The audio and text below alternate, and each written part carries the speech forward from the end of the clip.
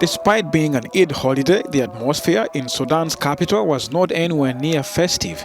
Streets remained mostly deserted, although some faithful managed to hold Eid prayers. On day 7 of the fighting, hopes of a meaningful ceasefire continued to fade after an Eid truce urged by the United Nations failed to hold. Sudan is destined for hardship.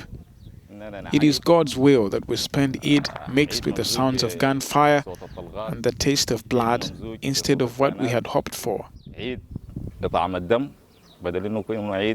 with sweets and pastries, with happy children, and with people greeting relatives.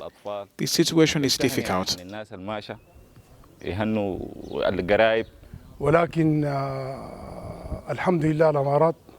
We thank God anyway. It is God's will. What's taking place was inevitable, since the country was ruled by two leaders cannot move forward. There cannot be two armies. We are with the armed forces of the people, since they are the people. The UN had called for a 3-day truce to allow civilians to flee to safety and to evacuate the injured to hospitals. More than 400 people have been killed and over 3,000 others injured. UNICEF said at least 9 children are among the dead, with more than 50 injured. We now have reports of at least 9 children killed, at least 50 have been injured. Those numbers will continue to rise as long as fighting continues. Humanitarian assistance is critical. Now, UNICEF and our partners, we can't provide that support when the safety and security of staff is not guaranteed.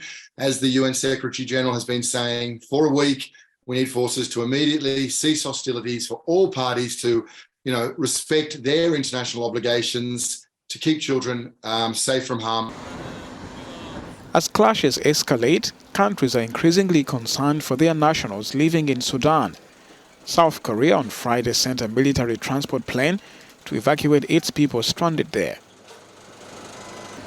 The US also said it was readying its forces based in neighboring Djibouti for possible evacuation of embassy staff.